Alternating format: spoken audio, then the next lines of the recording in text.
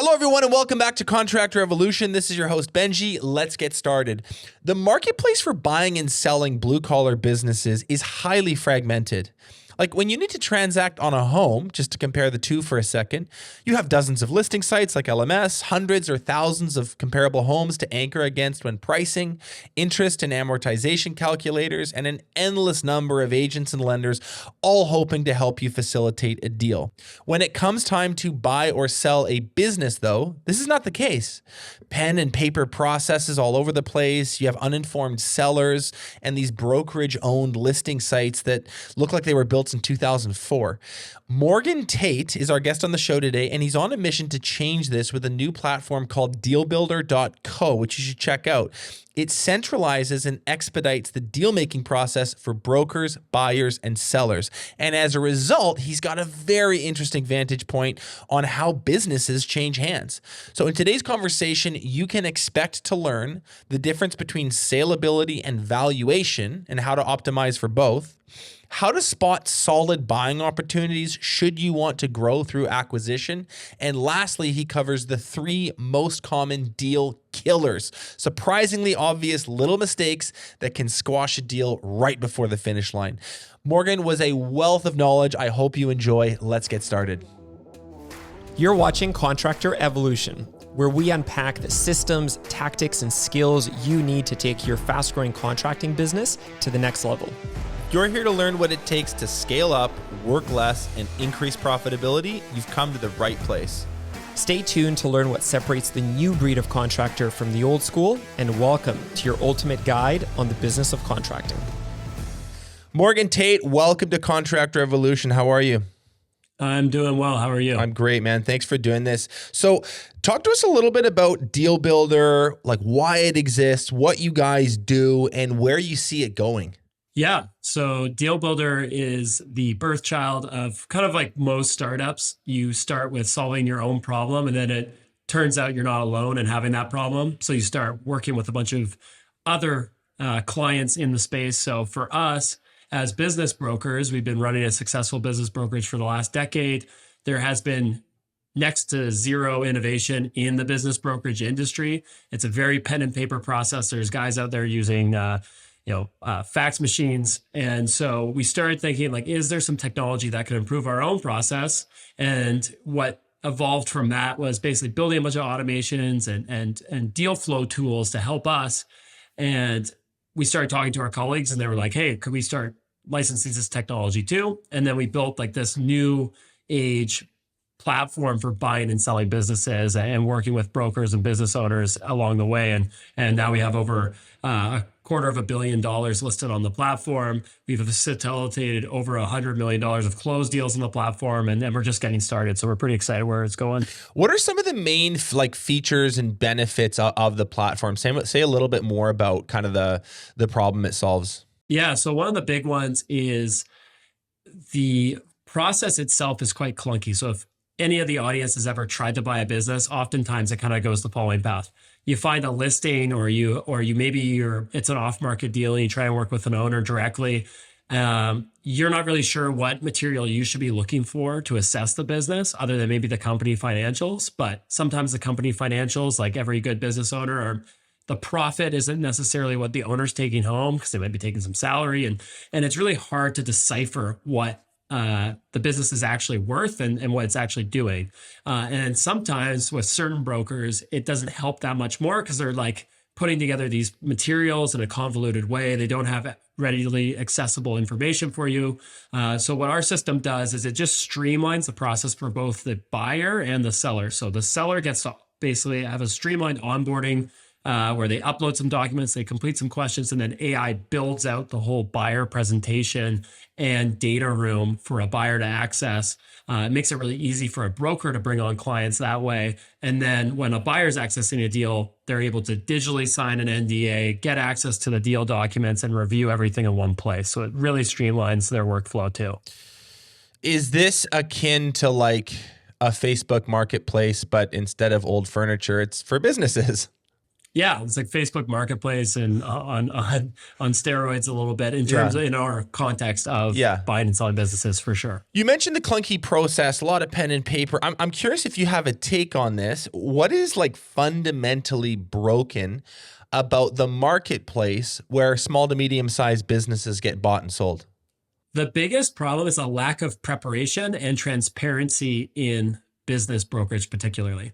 So if you look at the residential or even the commercial real estate world, it's been around for so long that everything is very like regimented. You have the MLS, you have these standardized forms that have been kind of established for a long time. There's a standard commission rate. There's really a lot of standardization. Now, that means that there's a wide variety of characters in the real estate world, as everyone knows. Even some of the strangest individuals, we'll say it that way, in like residential real estate can get deals done because the process is really like straightforward. Right. Business brokerage does not have that. Even buying and selling businesses at the small scale, so we call it Main Street. So let's just say up to the $10 million transaction level. It's just, there's so much opaqueness because there's no real system. So everybody's doing everything differently. And that's where we're trying to bring in some more standardization and streamline the process in general for both buyers, sellers, and brokers. Hey everyone, vision without execution is hallucination. So if you have grand plans for the future, but your team just doesn't seem to get it, honestly, the problem might be you. But the good news is we have built a strategic planning tool to help clarify your vision and rally your team around it. You can download it using the link in the description and start firing on all cylinders today. Have you found in your experience putting deals together with your own brokerage or the aggregate perspective that you get to look at through DealBuilder? Do you guys find that business owners generally overestimate or underestimate the complexity involved with transacting on a business? Always underestimate. Okay. So one of our biggest challenges when we're brokering transactions for owners is that they go, all right, how many buyers you got? How are you going to help me find buyers? It's buyer, buyer, buyer. It's actually quite easy to get buyers interested in your business, which is unintuitive and not what most people consider.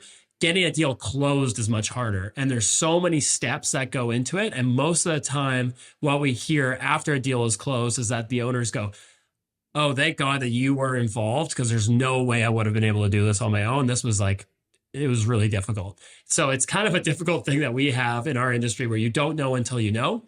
And when you know, you really know. So that's been the biggest thing is most underestimate how many steps there is, how long the process takes. So even if you have a really straightforward deal, it can take 2 or 3 months just to close like a pretty straightforward transaction with little negotiation. And most people underestimate that component. And the fact that they're going to still be running their business while trying to facilitate a sale as well. This is like a massive side quest that you have to go on that probably absorbs as much or even more of the operation of your business because you're trying to get the top dollar. You're trying to make sure everything's ready. That's a really good point. The sort of how it diverts the focus. What is a typical, I'm just curious, the term deal velocity is sort of a very SaaS term, but other industries use it. How quickly does something go? And in your CRM, you can track it. How quickly, on average, does something go from this thing becomes a lead officially to this is a sold deal? And you sort of track that to learn how efficient or inefficient your sales process is. I'm curious if you have even just a guess at like what the average deal velocity is in the small to medium-sized business sales market. Yeah, so it's a tough question. My business partner typically replies, how long is a piece of string? Because it can vary so much. But I will say that on average, it can take 8 to 12 months. It's kind of like the industry average. Okay. That's if you are going to market, maybe you don't have an inbound buyer. If you have an inbound buyer and things go well, you can close a deal in as little as 60 days. But I would say typically it's going to be 3-4 months if everything is really dialed in. Gotcha. We're finding with our system, it's actually bringing the average length down, even if we're going to market. So from instead of 12 months, closer to 6 or even 5 which is great. Morgan, we were talking offline the other day, and you brought up this really interesting distinction that I'd like to have you just sort of unpack for us. It's this idea of the difference between valuation and saleability, and how those are, yes, connected in some way, but they are discrete, different things, and we should treat them as such. So maybe just walk us through how you define those two terms.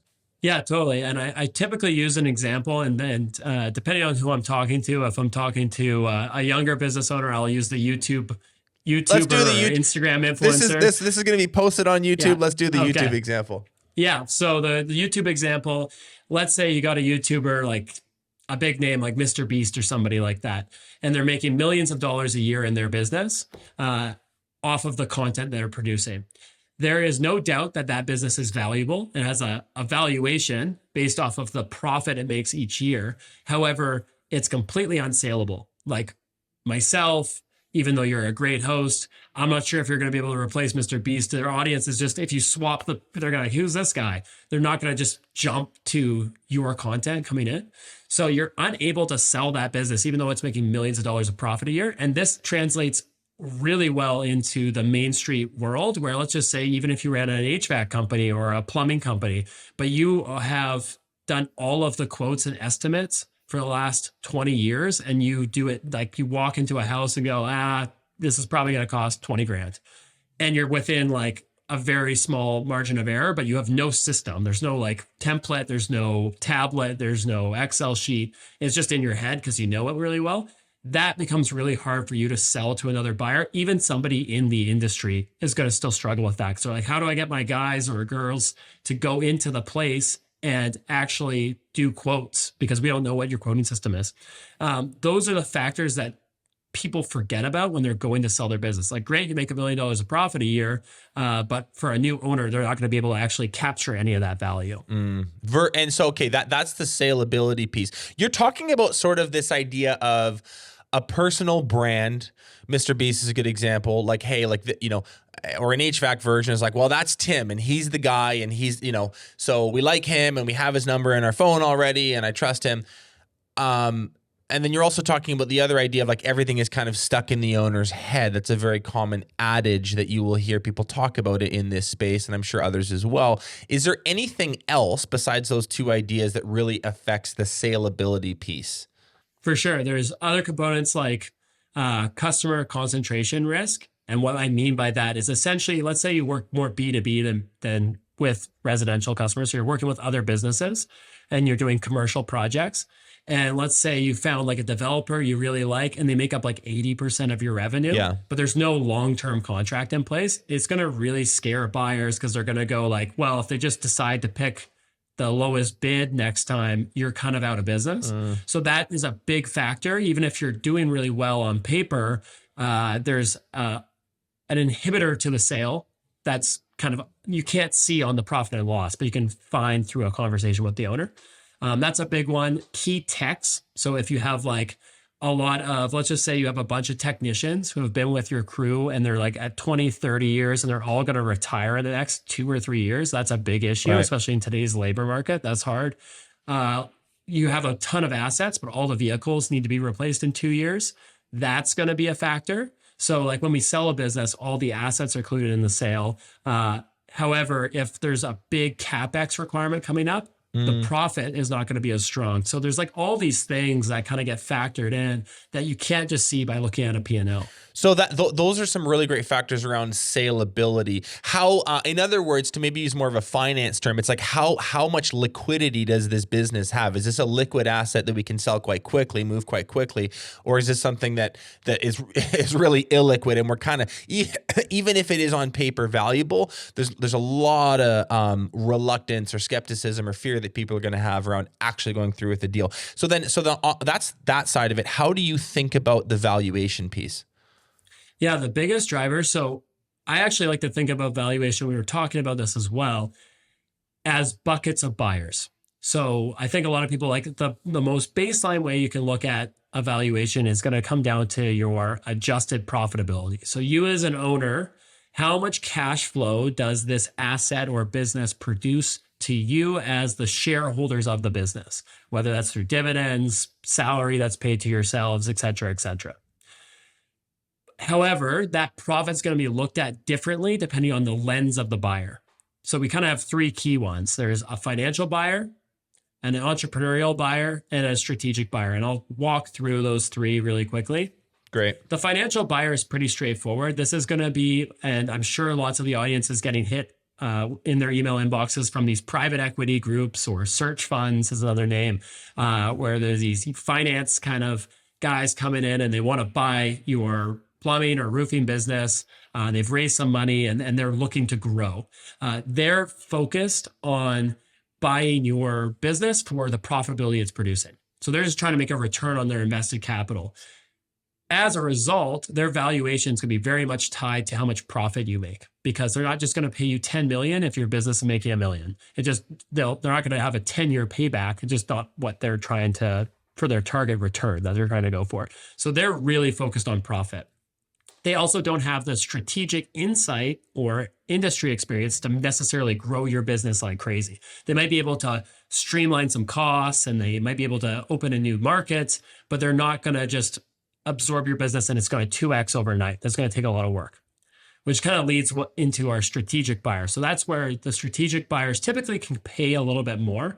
Let's say you have a really big roofing company and they're looking to roll up other smaller either competitors or other roofing businesses in their area or neighboring regions. They're able to pay a little bit more because $10 million of revenue is going to look different for them than the financial buyer, because they already have an accounting team. They already have some overlap on customer support. Maybe they don't need quite as many staff members to grow. They can perhaps cross-sell some of your services into their existing customer base. So they're able to get more juice out of the lime, so to speak, than your off-the-street buyer would. So that's where you kind of see, like, you'll hear a lot, especially word of mouth, like owners saying like, I sold my business for 5 times revenue. And it just doesn't, something seems off. Well, typically it's because there was like a strategic where they haven't been able to get into that market, and they're willing to pay a premium because they see the path forward. And then the third one's the entrepreneurial buyer, which is what most people don't know exists in the Main Street side. So these are people that have worked in corporate Canada or corporate USA for a long time, and they're just looking to buy a business to have more freedom. As business owners, we all know maybe there's a little bit less freedom than we think, but at least they want to control their destiny, grow an asset over time. So they're looking to buy a business for the purpose of taking it over and running the day-to-day. So they'll actually take over your seat as CEO or general manager and actually work in the business and help grow it. So that's kind of the three main buyers of businesses, and you see different qualities of each one. Okay, so quick recap. A financial buyer is typically a group, private equity group, and they're very like analytical and spreadsheet based in terms of their evaluations. They're looking for a stable cash flowing asset that, yes, they can add a little bit of value to through economies of scale, theoretically better management. I had another guest on the podcast a few weeks ago who really gave us a pretty unfiltered deep dive on the realities of selling to private equity. And I think sometimes it's the case. A lot of the times that better management thing is not, but that doesn't matter. Just in terms of first principles, like what they are looking for is something stable that they can purchase for a price and then basically create a return on over a number of years. And a strategic buyer is very different. They have much bigger upside because of their skill sets they have, the business they're already running, the market that they can potentially expand into, the equipment, the know-how, all of that.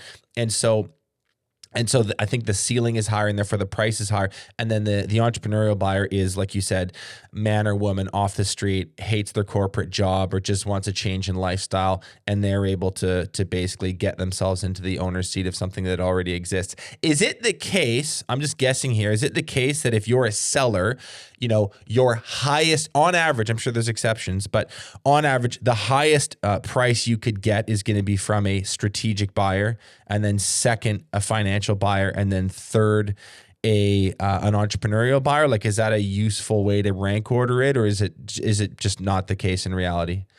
Yeah, typically. And that's why, as a brokerage, we'll usually go, hey, let's create a strategic list of purchasers. Let's market to them first, Right. see if they're interested. Then let's move on to our next group, which is maybe private equities or things that match. And then we'll go, well, yeah, if there's no buyers in that group, then we'll go to a wider market approach. The entrepreneurial buyer and the financial buyer, I would say there's a key difference though. Like the financial buyer may give you more money, but the deal structuring is going to be more aggressive because of experience. And so what that might mean is that let's say the financial buyer is going to pay you $5 million in an example. The entrepreneurial buyer is giving you $4 million because they're capped out on their finances and what cash they can bring to the table.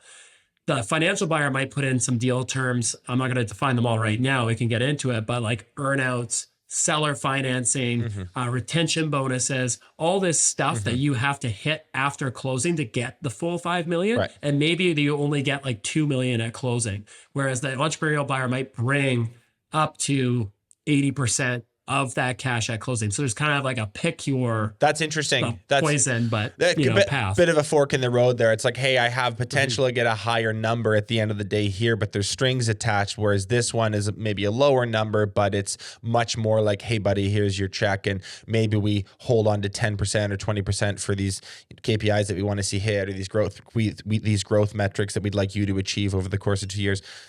So just that is some really interesting framing in terms of how someone ought to think about who they might sell their business to. With that said, this is an interesting question.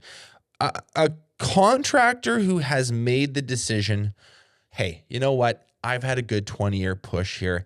I've got some cash in the bank. I think I want out. I'm going to just throw it at a timeline. Let's say it's like a 3-year or 5-year window. It's 2024 right now. In 2029, I want to be out completely.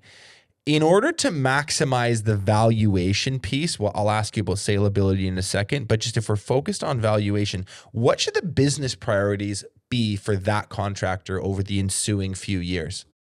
Yeah. Valuation first? Valuation first, yeah. Yeah. Valuation is going to be driving top line revenue and profit margins the best you can.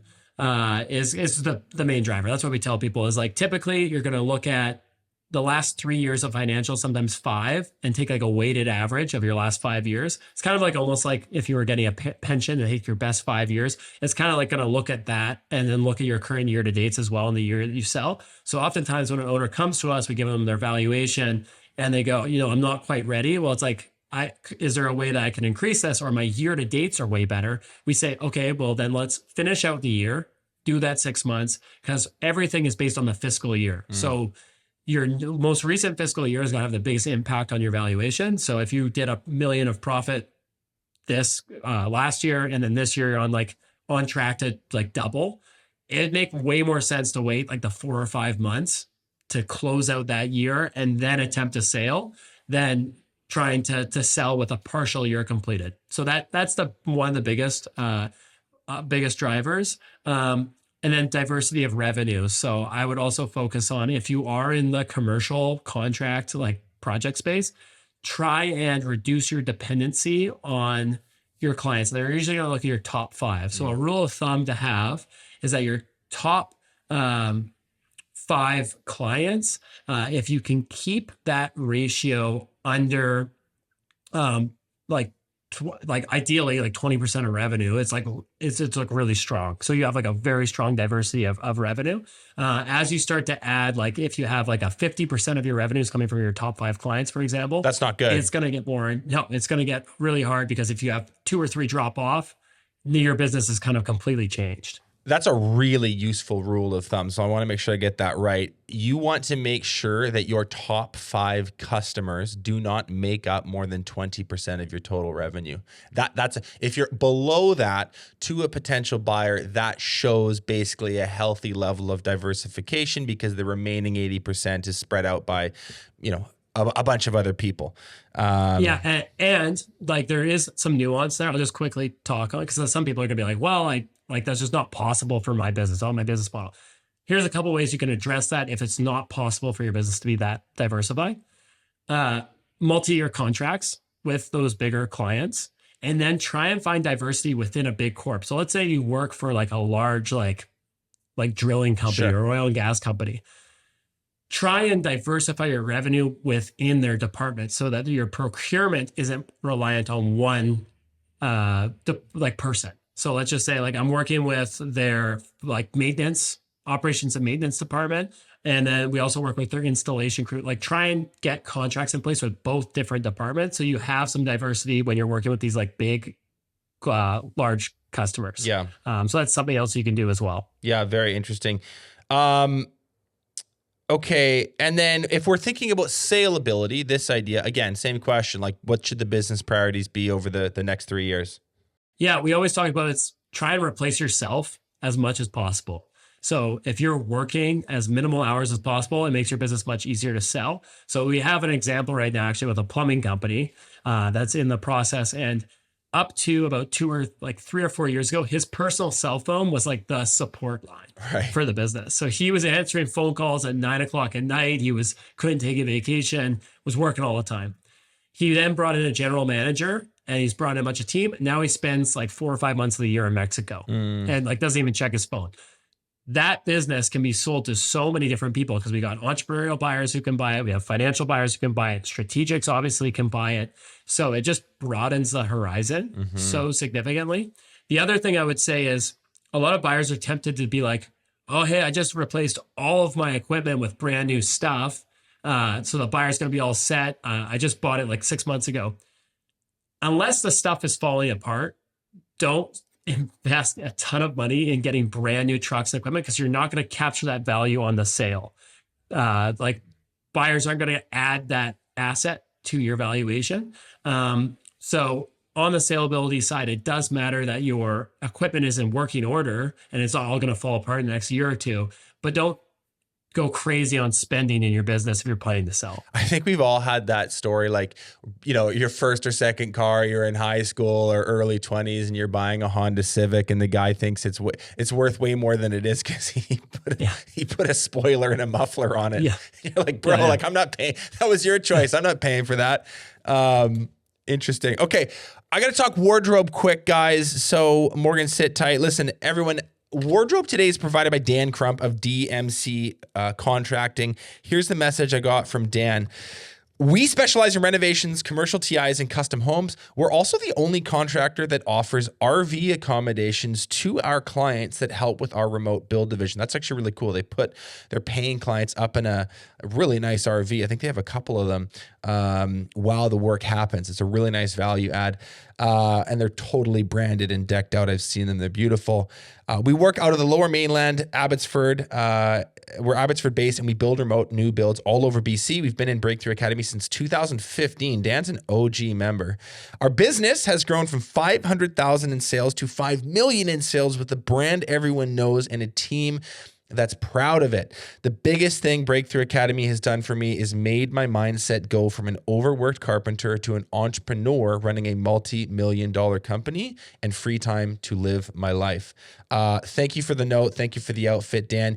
Listen, if you're a fan of the podcast, I'm telling you, you're gonna love Breakthrough Academy. You can learn about our entire ecosystem, the coaches, the systems that we implement, the whole framework. You can do that by clicking the link below. If you are a growing business between, I'd say, $1 and $10 million, and you want to do it faster with less mistakes and some really, really world-class advice and an amazing community, check out the landing page link below. You can learn about us and click, book a call or do whatever you need to there. So, okay, with that out of the way, let me come back to this line of thinking.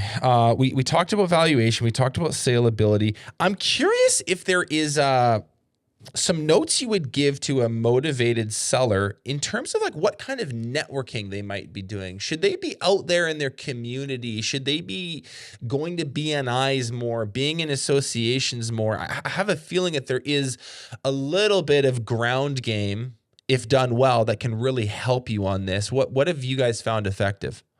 And you're referring to if like just as in preparation of the sale, just to kind of get themselves out there casually? Let's say I'm Dan Crump. I want to sell my $5 million a year business and I know I'm going to do it in 3 to 5 years. Should I be getting out there and meeting people and sort of more aggressively networking than I was before in the interest of finding a buyer and making a sale? No, it's a great question. And I think a lot of people don't really think about it. I think most people are like really worried that word would break out, that they're thinking of selling and all their staff will quit and then all their customers will leave. And oftentimes those concerns are overstated. Some of the things you could do from a networking perspective is I would be a bit more targeted. So like look at the companies in your industry or maybe even our competitors, but like really large scale competitors, and figure out like what systems are they using. And you can take it from a mentorship approach and just reach out to the other CEO or GM and be like, hey, what like accounting systems are you guys using? What payroll systems do you have? How do you invoice? What are your payable terms? What are your account receivable terms? Do you do work in progress? How do you account for billing throughout a project? Matching those systems to the best in class of your industry makes the integration of a potential acquisition way easier. So, for example, like we run into this sometimes where it's like, there's a competitor, they're interested in buying a subsidiary. This happens a lot in tech too, but they look at the accounting system or like, or how they do project billing. And they go like, well, this completely doesn't match how we do project-based billing. And so it's going to be a big change for us to implement that. We have to train all of your whole crew on how to account for that correctly. And your clients are not going to be used to it either. So that can be difficult. But if you start to phase it in over time, it's going to be easier. And then you're going to align yourselves better with your ideal buyer in the future. Because if you reach out to most people and you're a very strong company, they'll probably make it work and try and make the acquisition happen because there's a lot of different ways to do it. So if you start to just kind of understand their systems and make the integration easier, again, starting to hire those key positions and building a management team, that is going to help a lot more in the acquisition process later. One thing I've always been really curious about, and I've almost been too embarrassed to ask because I feel like I should know this already, but I've always wondered how the assets, you mentioned this earlier, but how are the assets valued and how is the math done in conjunction with an EBITDA times a multiple that is sort of decided on? Is it sort of like, hey, we have the EBITDA where say it's 2 million, we're gonna we think this is worth a 3 times multiple. This valuation is 6 million. Oh, but there's all these vehicles and there's this real estate. So we'll just plus that on top of the valuation. Or is it sort of folded into the valuation already? Can you just maybe give me some pointers there on how to think about assets work in the overall deal making process? For sure. That is a common one that comes up a lot, especially as you have like more heavy machinery and some of these other businesses. Real estate's always separate. Okay. So you can just parcel that out. So if it's a $6 million business and they have $1 million piece of commercial real estate that they operate out of, you just add that on top of. That's pretty simple. Yeah. Only thing being, if you're not paying yourself rent, like market rent, the buyer is going to make an adjustment to add that cost to your profit and loss statement. Gotcha. So they're going to say like, we're not paying any rent right now. Well, is that going to be true when I buy the business? And if you keep the real estate and lease it to me, are you going to lease it to me for free? Probably not. So whatever that number is that you're going to lease it out at, subtract it off your profits. Good note. So that's the one thing. Good note there. What about the rest of the assets? On the other assets, so when we do a market-based valuation, which is what you're talking about, which is you have your EBITDA, which is your adjusted cash flow, so profit plus owner salary and a few other things. We are basically taking the cash flow of the business and looking forward. Like a 3 times multiple is essentially 3 years of profit. It's not really, but that's kind of one way to look at it. When we're looking at the adjusted cash flow, we're looking at the utilization of business assets to see how efficient the business is. So generally, all of your assets and equipment, inventory and equipment is included in the purchase price. So if, using your example, the 2 million times 3 is 6 million, that's going to include any equipment and inventory on the balance sheet. Now, the problem is when people load up on trucks and things, they just take any profit they have. I've seen this so many times. The owner loves their like trucks and toys, whatever, and they just keep buying forklifts and stuff they don't need. And they just have a whole like commercial property. That's not good. Having a yard full of equipment is not good for the sale. Not a good thing at all, because you're not going to get financially rewarded. So if you have like 5 million of equipment on your balance sheet and your business was worth 6 million, all that 5 million is going to be included in the 6 million. So, and owners get, obviously are like, well, this doesn't make any sense. Well, it's like, well, because your business isn't very efficient at producing profit based on the assets you have. Like with that 5 million, could you be doing more revenue? Could you be doing more profit? So that's one way I tell owners is like really being capital efficient and capital light is a much better business model, which is why like software and service businesses generally get a higher multiple because they don't have as much CapEx. You don't have to buy more equipment to grow your revenue. You just advertise more. So an inexperienced seller, I'm sure, is caught with a bit of an moment sometimes when they go, well, but look at all these lifts, look at all these sprayers, look at these sort of like kitted out trucks that we have with trailers, and like this has got to be worth something. And you're saying like this actually hurts your valuation. And so in some instances, would you if someone was in that position, would you try to like liquidate some of those assets on the used market, just sell them to someone else before? In other words, lean up your operation in terms of some of those CapEx things. Lean it up before you go to market and sell the rest of the business. Yeah, 100%. Okay. So I would either lean up or grow into it. Right. So either use those assets better. If you've got a truck sitting in the yard for like 2 years, either sell it off or like hire more crew and fill in that revenue. So there's kind of two paths you can do. We've had owners that are like partway through the sale go, I don't really use that truck. I just use that truck personally. Like it doesn't need for the business. Can I just keep it? Yeah. And buyers are like, what? Yeah. You get just like start picking what assets you want. So do that before the sale. But if it is truly being not utilized, then you could just, sell it to yourself, whatever, but get it off the books before you start the process. Okay. Let's switch lenses here and look at this from the standpoint of a contractor looking to grow through acquisition. So there's some similar questions here, but this is a totally different perspective. And I think the activities and some of your answers are going to be different. The first thing I want to ask you about is sort of a seemingly basic one, but it's important to flush out at the beginning. And it's just the question of buy versus build. And you do have that option. I'm sitting here and I've got a market I want to expand into. Do I want to acquire someone that already exists there? Or do I want to hire a new crew and maybe look for a satellite office and get some activity and a team built in that region and sort of do it myself? How should a business owner think about that question if they want to grow? For sure. So I think you have to be pretty intellectually honest during this analysis. So oftentimes we'll have, and we talked about this earlier, like a competitive buyer or strategic buyer is typically going to be the highest bidder. Yeah. It's not always true because sometimes they know too much. So they come in and they go, well, I could just buy 6 trucks and I could just launch this business myself. And it's like, yes, you can. But like, how long does it take you to get to scale when you launch in a new market? So if you've been successful at launching at markets and you can get to profitability within, 4, 6, 7 months, what the capital outlay is going to be. You're going to ramp up revenues in a certain amount.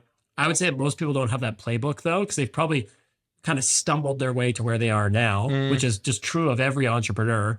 And unless you've really reined in your system, and especially today, like there's inflation going on, it's so hard to find talent and labor that trying to actually even just get the crew component of it is really hard. So that needs to be an intellectual conversation with what would it realistically cost me in terms of lack of profitability, initial capital investment to launch into a new market versus buying a competitor that's going to have revenue on day one, which I can cross-sell into. I'm going to have a crew, which can help with redundancy. If like some of your team is, gets sick, work safe, whatever comes up. So that is part of that assessment that you're going to want to do. Yeah, I like that idea of intellectual honesty. It sounds easier than it actually is, as we all know. If I'm going the buy route, what should I be looking for in the businesses that I'm looking at or in the entrepreneurs who I'm speaking to? And what should I be avoiding? Yeah, I would say the shiny object syndrome is something you should definitely avoid. Okay, say more about that. Say more about that. That's interesting. Yeah. So as a buyer, let's just say this is like a classic example. I think we were talking about this at the top of the call. Let's say I'm best in class at something that I do. Let's just say, let's use an example. Like I'm really good at drainage ditches. That's my thing. I am the best in my region. You should look and buy other smaller players that are not doing it as well as you have. If you have a unique insight, like buying other more inefficient businesses and implementing your SOPs and systems and everything is going to be a much more effective strategy than you going, I'm really good at drainage ditches. Let's buy a roofing company because, while we're doing the drainage ditch, we can like, hey, why don't we, I see I got a building over there. Let's do the roof. Trying to be an aggregator is really hard. If you're not at pretty significant scale, there's a lot of room to usually grow within your niche before you have to start expanding into other niches. And I think that is a problem. Like a lot of people have I'll sell them their roof, I'll sell them their kitchen reno, and then I'll sell them their yard work. And I've got all the whole value chain. In reality, it's pretty hard. And a lot of customers don't necessarily like that too. Like they want to have multiple different vendors that they work with. So I would say try not to jump onto whatever's the newest thing. So heat pumps in BC has been Huge. a big thing. And so a lot of people that were in the HVAC space, but maybe not in the heat pump space have kind of stepped into it because of the rebates. You're getting outcompeted with people who have been doing heat pumps forever before the rebate was there. And they're making money before the rebate existed. So now you're going to compete against somebody who's now economics have gotten even better. And it's just a hard game to play. So try and find your niche and really focus on that and buying in that.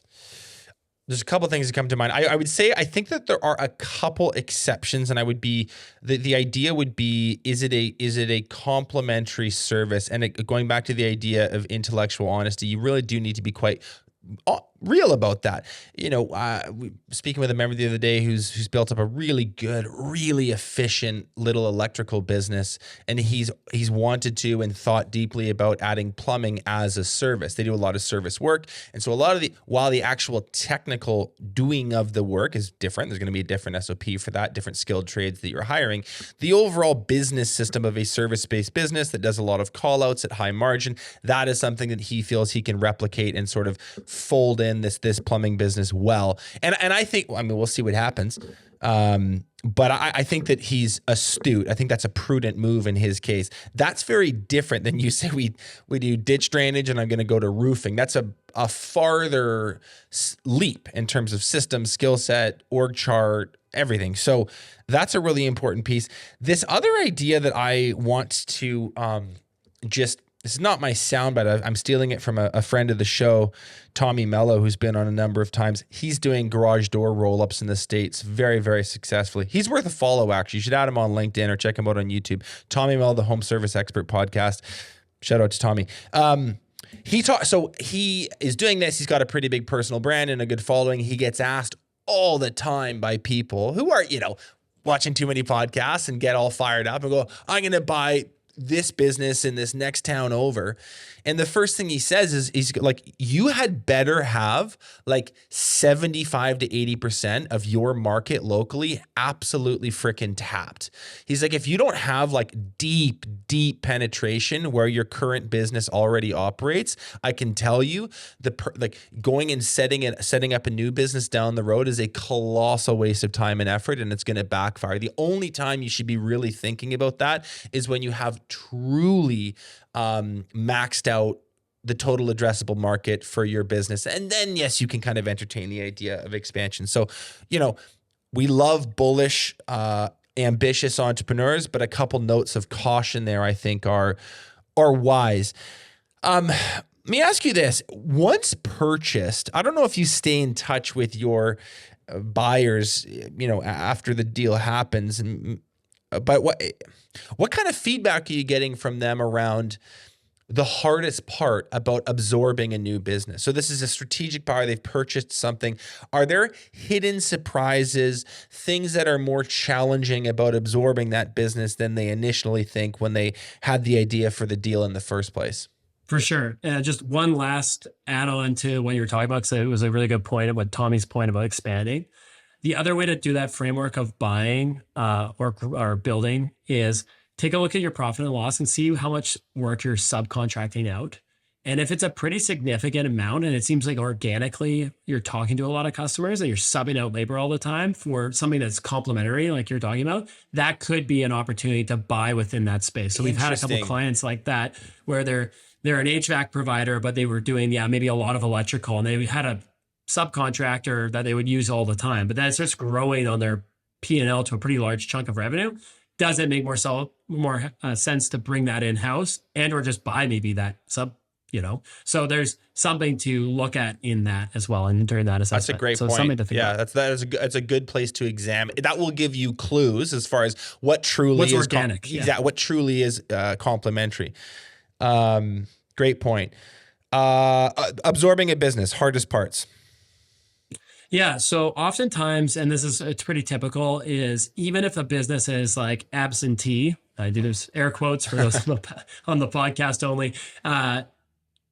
Oftentimes the owner is still pretty involved. Yeah. So like it's all the hours, and they don't usually do it maliciously. I think as entrepreneurs, we all do this. So like, I work like 40 hours a week, and then they forget about like the 2 hours they put in on the weekend. Or the 30 years of experience they have to get it down to 40 hours a week. 100%. So I think oftentimes it's actually interesting. There was a stat from the BDC, so Business Development Bank of Canada, that is basically the primary cash flow lender of acquisitions in Canada. They have a like very low single-digit failure rate on acquisition loans. Like it's like I think like a low percentage. Really? And so we were very surprised too. But they're banks make money. So they are pretty good at underwriting risk. And I think that it's partially because of the hands-on nature. It's not like necessarily like real estate, where it's kind of like there's a lot of other forces that can cause a deal to flip. So most acquisitions are actually successful. However, it is the owner involvement and that transition that's usually the hardest part. Oftentimes, like the ones that people are more worried about is customers are going to leave, employees are going to leave. That actually happens less than you think, unless the owner's done like a poor job. So like a classic example is like the owner promises all the employees a big salary raise after the acquisition. They're like, oh, the new guy's going to come in. He's going to give you all raises. What an idiot. Don't do that. Don't say that. Don't do it. Or they've mishandled how the handoff is to the customer. All that stuff usually actually is pretty much fine. The biggest one though is definitely the owner's involvement, and then like what systems exist. So that's why as a buyer, and I tell our seller clients this too, like offering a decent amount of training and transition is going to be pretty important. Like it's like if the owner's going to take off right away and just throw you the keys and say good luck, it's going to be pretty hard. That's a bad deal. Even if for sure. So that's a really interesting comment though about that. Like there's a low failure rate on acquisition loans from the BDC. And granted, they're a bank, right? Like you said, they're good at underwriting risk. They're not idiots. They know who to lend to and who not to. So that checks out. But the other thing I'm surprised to hear you say is that I think that there's rampant fear about absorbing a new team, and like, oh, are they gonna, are they super loyal to the old owner? And then now that I have purchased this business, they're gonna go work somewhere else. I'm sure that happens to some degree, but you're saying, if I'm hearing you correctly, that that's actually a smaller thing than most buyers think, and people stick on more reliably than maybe they expect. I think it's because most owners think that their employees like them a lot more than they actually do. And it's a bit of a hot take. That's a great comment. It's like, it's true. Like most people are like, oh, my staff, they just love me. What are they going to do? They never work for anyone else. If the check clears, most people are pretty much fine. So I think that a new owner, as long as you're not rocking the boat and making their lives way more difficult, they're pretty good. The customer is a different one. So the customer relationships, that's where you kind of have to like click in a little bit. Like, does the owner have all the personal relationships with every customer? Have they like been able to increase prices over the years, or do they like have they give them like the buddy rate for a really long time? Because coming in, there's not a lot of room for growth. Because if you come in and say like, hey, you're like haven't had an increase in prices for like 5 years, and you try to increase prices, the guy goes like, oh, I'll just go to this other vendor right away. So I would say the customer handoff can be a little bit, depending on how the business is structured, is a bigger risk than the employee one, in my opinion. There's another thing I would add here for this sort of second example. We're going through a contractor looking to grow through acquisition. One of the sound bites that you'll hear in the M&A space and this sort of buying and selling of businesses space is, a business that is systemized is really valuable. And that is certainly true. I have another hot take. if you're a that's true for like a private equity group because they don't really want to like reinvent the wheel. They want something that runs already. If you're a, let's go back to my example. You're an electrical business buying a plumbing business. I actually think that on the overall matrix of things that you weight heavily versus lightly on what's valuable to you, I actually think you want to devalue the SOPs and the systems and all that stuff. And let me tell you why. If you're a good, competent business owner, so competent that you're at a place where you're thinking about acquiring a new business, I guarantee you have some control stuff going on. You've got some paradigms going on. None of which are bad things, especially as a business owner, but there is a way that there's going to be a personal preference that you have about how this business should operate. There's going to be tech tools that you like more. There's going to be a way that SOPs are formatted that you're going to like more. There's going to be sort of a formula to how you like employment agreements structured and what deliverables ought to be. And so I think if you're this strategic buyer type, I think that you should actually not care as much about the SOPs because I'm telling you, I think you're going to get in there and go, you know what? I paid for this. Here I am rewriting all of it anyway because this is how I want it done. Are you aligned with that thinking or is that half baked? Well, I don't think it's necessarily wrong. It's like you're not going to buy necessarily maybe a money losing business. So let's say we have a profitable, successful business that's interesting enough to acquire and their systems are really poor, at least in your eyes. Well, in theory, buyer, if you aren't that good, then it'll just be better with your systems in place. That's better value for you. That's what you bring in. That's what you add. So I would not be willing to pay a premium for that, knowing that that's something that I have in spades and I'm probably going to end up doing anyway. So yeah, it doesn't hurt, obviously. Like it's like one of those things where, again, it's a saleability, not a value driver. It's like if I got a business with a bunch of SOPs and I have another business that has none and they both make the same amount of money on the same amount of revenue, they're valued at the same.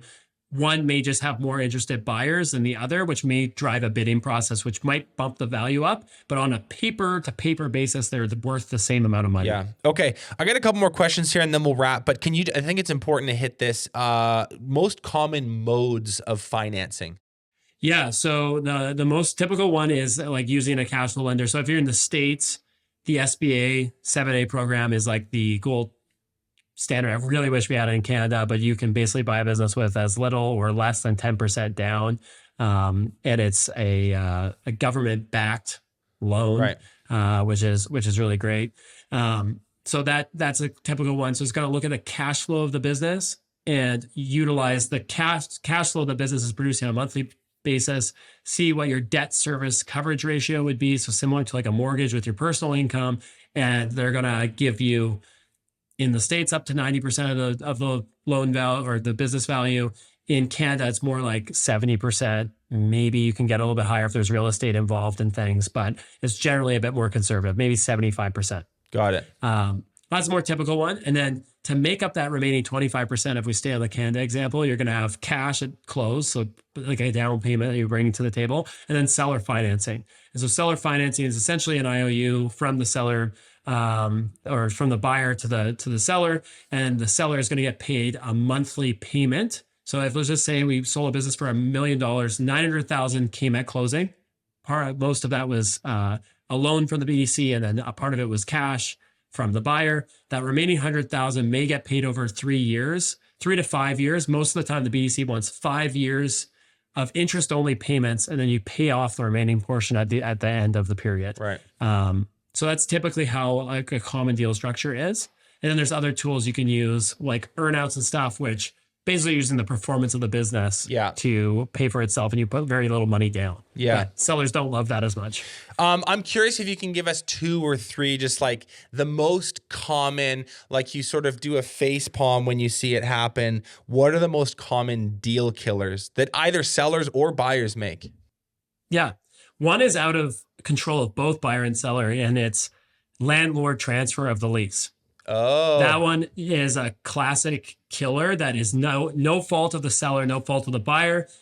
Oftentimes, like we get an LOI under order, we do due diligence, buyer's happy, seller's happy. They go to the landlord. Landlord goes, well, I'm going to do a big lease renewal. Oh, I need some ridiculous requirements from the buyer, like credit, like a non-just refundable deposit, a bunch of stuff, and it kills the deal. I've seen that quite a bit. The seller using, there's just some like ethical things, like their businesses run like a personal bank account, but to an extent that is like difficult for a buyer to stomach, and they're unable to purchase the shares of the business. So they end up doing an asset sale, which has a tax impact for the seller and doesn't work anymore for their cash flow needs. And then the more common one, more than anything, is using the wrong lawyer or accountant on the deal. Accountants, usually you're going to use your same accountants. With lawyers, make sure you use a lawyer who only does business transactions. So they're an M&A lawyer or a corporate lawyer that only does business purchases and sales. Ideally, they don't even do that much real estate because they only do business sales. Oftentimes we'll see, especially on smaller deals, they'll be like, oh, I'm using my lawyer. They did my will. They did the estate for my grandma, and they also did my house sale. Those are the worst lawyers to include because they don't know, and it's not their fault, but they just don't know how a business transaction should go. And they'll often kill a deal because they're not in the know. So we've seen so many deals die by using small town lawyers or lawyers that aren't specialized in our profession. This has been an amazing walkthrough with so many gold nuggets here. I can't thank you enough for sharing all this. Morgan, if people want to connect with you on the DealBuilder side or your brokerage side, give us, websites, URLs, LinkedIn's, like where do people find you? Yeah. So for DealBuilder, we're at DealBuilder_ on most socials. You can find me at Morgan Tate _ on Twitter or X, and then just Morgan Tate on LinkedIn. Our brokerage is called Chinook Business Advisory, and that is chinookbusinessadvisory.com. And you can find us there. And yeah, we're happy to chat and looking forward to connecting with everyone. Thank you so much, man. Really appreciate the time. Let's do this again soon. Take care. Sounds good. Thanks for having me. Thanks so much for watching this episode of Contractor Evolution. If you've already subscribed to our channel, consider sharing this episode with another contractor who you think needs to hear it.